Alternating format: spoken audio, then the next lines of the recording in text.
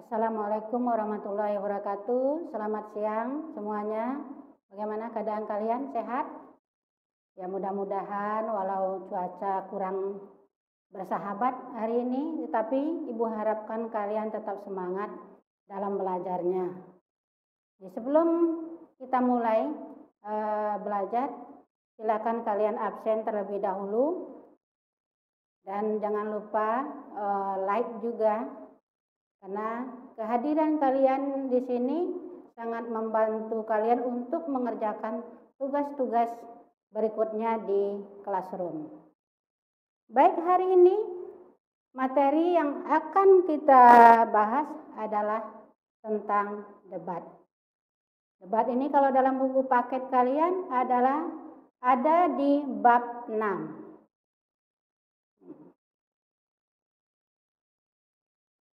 Sebelum ke materi, kita lihat dulu kompetensi dasarnya dan indikator dari materi debat ini.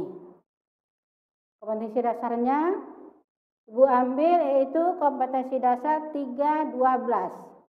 Itu menghubungkan permasalahan atau isu, sudut pandang dan argumen beberapa pihak dan simpulan dari debat untuk menemukan esensi dari debat.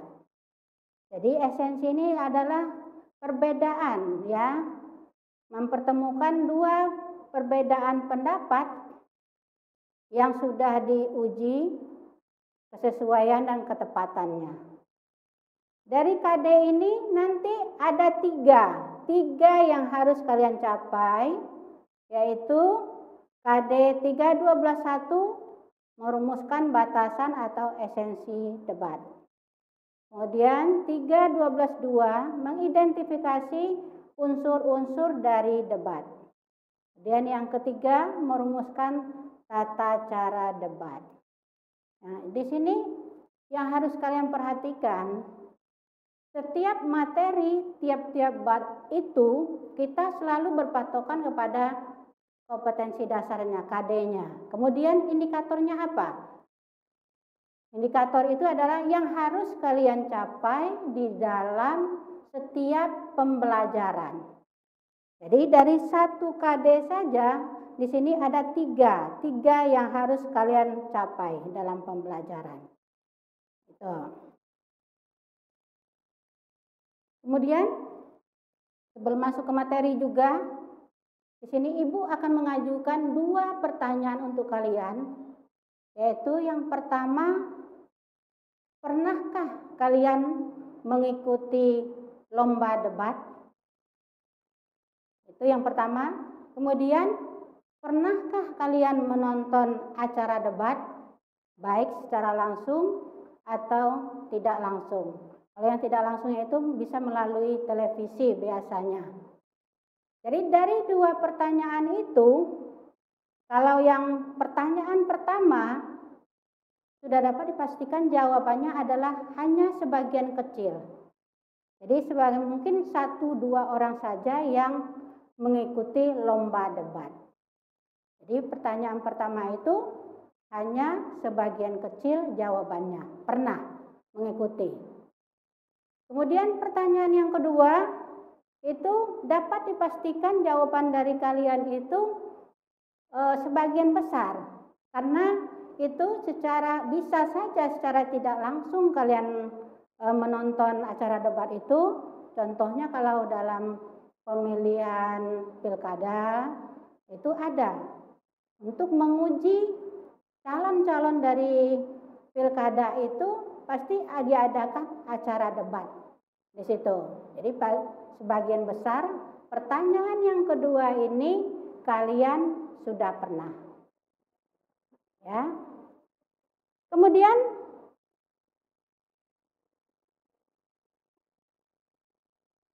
ini, jadi untuk pencapaian yang 3 indikator tadi, nah ini kalian lihat ada beberapa pertanyaan yang Ibu buat di sini, dan jawaban dari pertanyaan ini nanti adalah yang akan kalian capai dalam pembelajaran KD 3.12 itu. Nih Bang, yang pertama, apa topik atau mosi yang diperdebatkan? Jadi dalam debat ini, tema atau topik yang akan diperdebatkan itu disebut dengan mosi. Kemudian yang kedua, siapa sajakah yang ikut atau hadir dalam debat tersebut? Jadi di sini siapa saja. Ingat, namanya berdebat itu berarti peserta dari debat itu lebih dari satu. Jadi minimal dua kubu yang harus hadir di dalam debat tersebut. Kubu yang pendukung dan kubu yang kontra. Ini. Kemudian yang ketiga, apa jabatan atau pekerjaan yang ikut dalam debat tersebut? Dan yang keempat, apakah dalam debat itu ada moderator? Kalau ada, siapa? Kemudian yang kelima, siapa pihak pendukung atau pro dengan topik yang diperdebatkan? Ada berapa orangkah? Dan yang keenam, siapa pihak penentang atau kontra dalam debat tersebut? Ada berapa orang? Kemudian yang ketujuh, apakah ada pihak yang netral dalam debat tersebut? Kalau ada, siapa? Ingat, kalau yang netral ini sifatnya opsional. Kalau opsional itu boleh ada dan boleh tidak dalam acara debat tersebut. Kemudian, apakah moderator memberikan waktu kepada masing-masing tim untuk memperkenalkan diri sebelum berdebat? 9. Apakah kedua belah pihak pro dan kontra mengemukakan alasan-alasan, bukti-bukti, fakta dalam berdebat? Kalau ada, sebutkan alasannya. Kemudian, apakah masing-masing tim yang berdebat menguasai topik debat? Yang ke-11, apakah masing-masing tim menggunakan tutur kata yang sopan dan santun dalam menyampaikan argumen atau pendapatnya? Kemudian 12, apakah ada yang emosi atau tidak tenang ketika perdebatan sedang berlangsung? Dan yang ke-13, apakah ada orang yang mencatat hasil debat? Dan yang terakhir 14, apakah di akhir acara debat moderator menyampaikan kesimpulan hasil debat? Nah, jadi dari 14 pertanyaan ini jawabannya itu nanti kalian sudah mencapai indikator yang 3 tadi. Yaitu yang pertama, kalian bisa merumuskan esensi atau batasan debat. Yang kedua, kalian bisa mengidentifikasi unsur-unsur yang ada dalam debat. Kemudian yang ketiga, kalian bisa menentukan bagaimana tata cara berdebat yang baik. Jadi 3 indikator ini itu dari 14 pertanyaan ini bisa nanti kalian capai. Tuh. Itu untuk lebih jelasnya supaya materi debat ini lebih jelas dan kalian juga nanti mengerjakan tugas-tugas yang akan Ibu berikan di classroom lebih jelas juga. Nah, Ibu akan mulai dari menjelaskan tentang pengertiannya di sini.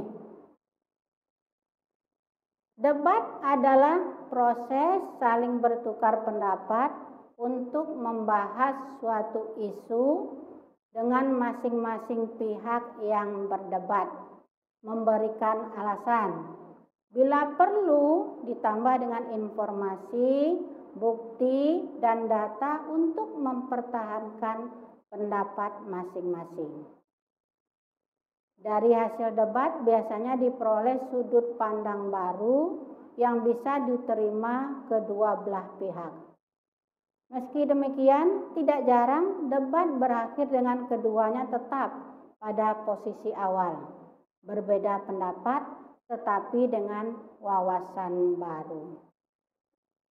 Kemudian di sini esensi debat adalah mempertemukan dua pendapat berbeda untuk menguji validitas dan rasionalitas masing-masing gagasan. Jadi validitas ini ketepatan, kemudian rasionalitas ini adalah kesesuaian dengan masing-masing gagasan. Jadi dari pengertian ini dapat disimpulkan di acara debat ini mempertemukan dua pendapat yang pro dan kontra dari mosinya, dari topik yang disajikan di dalam debat tersebut. Tetapi walaupun pro dan kontra, masing-masing tim itu nanti memberikan alasan dan data dan fakta yang jelas. Sebab kalau berdebat yang baik itu harus sesuai dengan topik yang ada dan data-data yang dibicarakan, yang diberikan ketika berdebat harus real, harus sesuai dengan fakta. Di situ.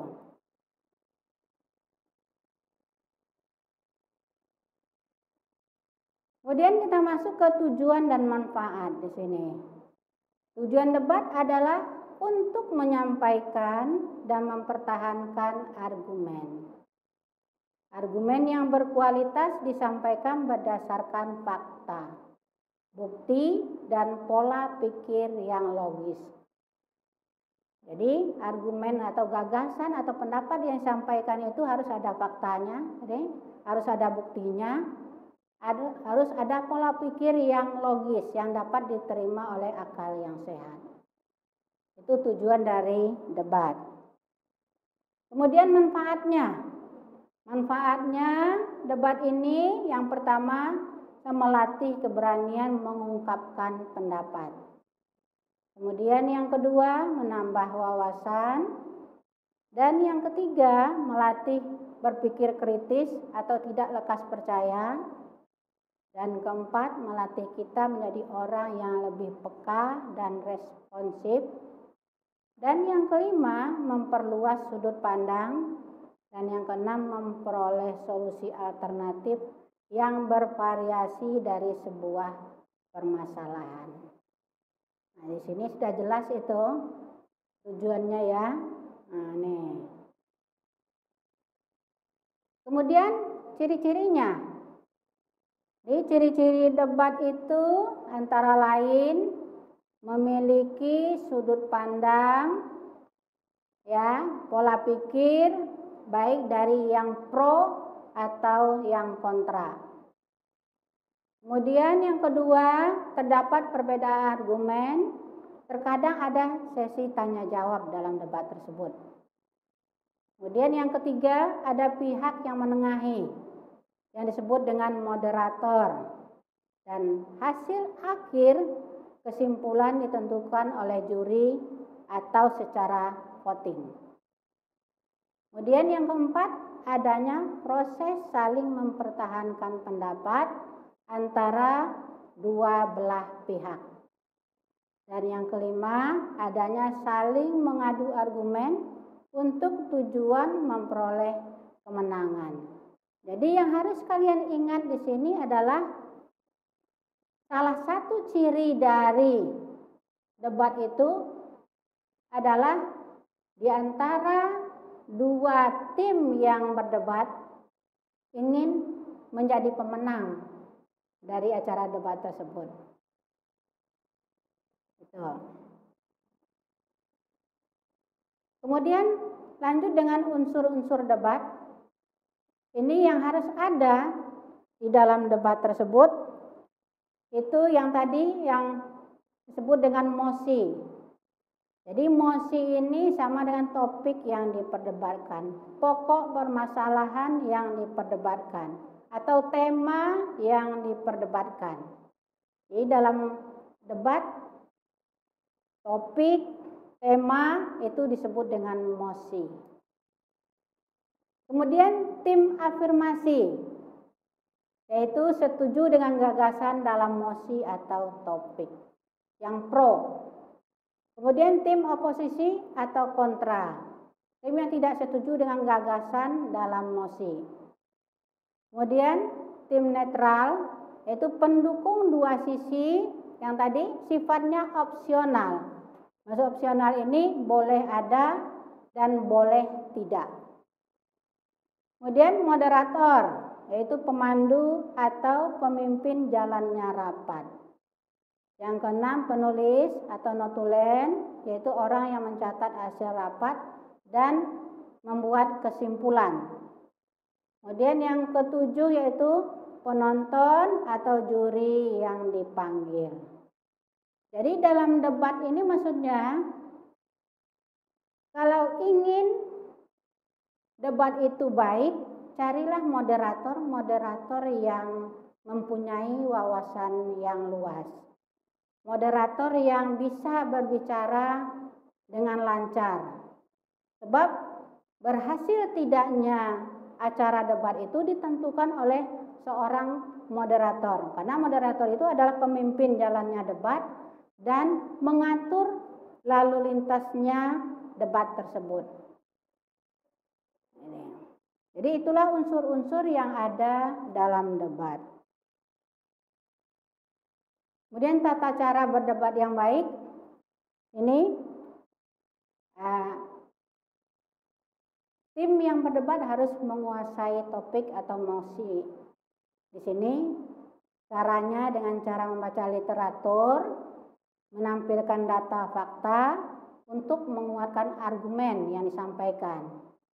Kemudian yang kedua harus percaya diri, harus tenang, harus lantang dan tidak gugup atau grogi. Kemudian yang ketiga bisa mengendalikan emosi. Kemudian yang keempat selalu menggunakan tutur kata yang halus dan sopan. Jadi maksudnya di sini ketika acara debat berlangsung, walaupun misalnya kita tidak setuju dengan lawan debat kita harus percaya diri, kita harus tenang, harus bisa mengendalikan emosi, dan tutur kata yang kita keluarkan harus sopan.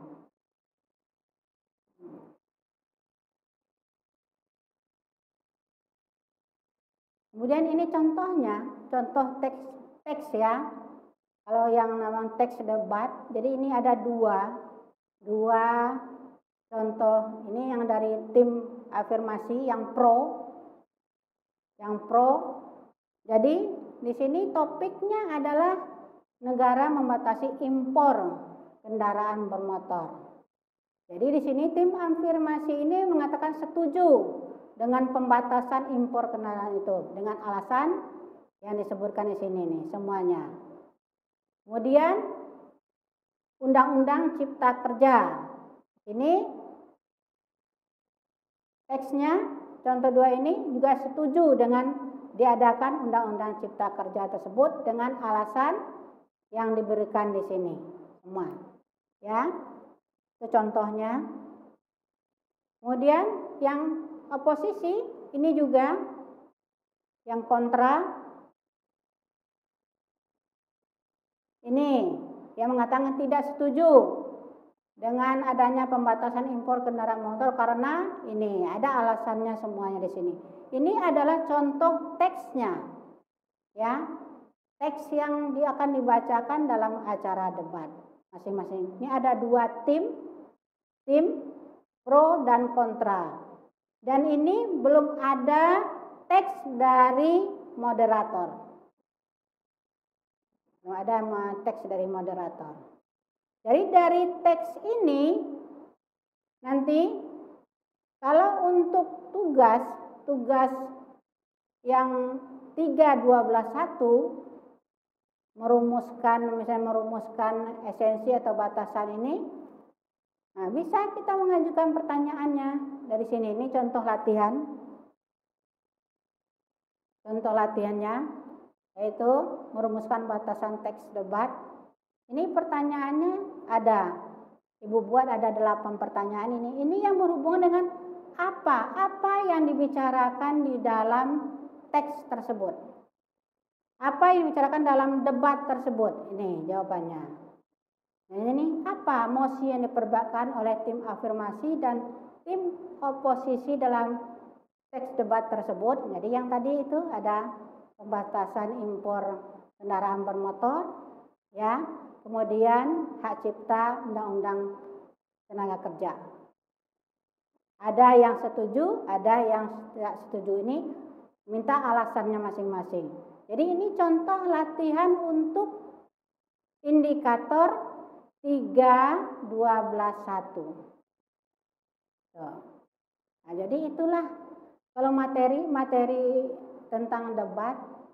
Jadi yang harus kalian ingat, kalau kalian sudah memahami pengertiannya, sudah memahami tujuan dan manfaatnya, sudah memahami ciri-cirinya, unsur-unsur yang ada dalam debat itu, pasti sudah dapat Ibu pastikan setiap tugas yang diberikan oleh guru, ya, setiap tugas yang Ibu berikan kepada kalian, pasti kalian bisa mengerjakannya. Jadi itulah materi tentang debat hari ini. Mudah-mudahan kalian paham dengan apa yang Ibu jelaskan. Tetapi walaupun kalian masih ragu nanti, masih belum paham, silakan ya nanti kalian tanya di WA Ibu, kemudian atau di WA grup kelas kalian, dan Ibu akan menjelaskan sejelas-jelasnya. Jadi sekali lagi Ibu ingatkan kepada kalian, yang namanya belajar jarak jauh itu semuanya kita jalani dengan ikhlas.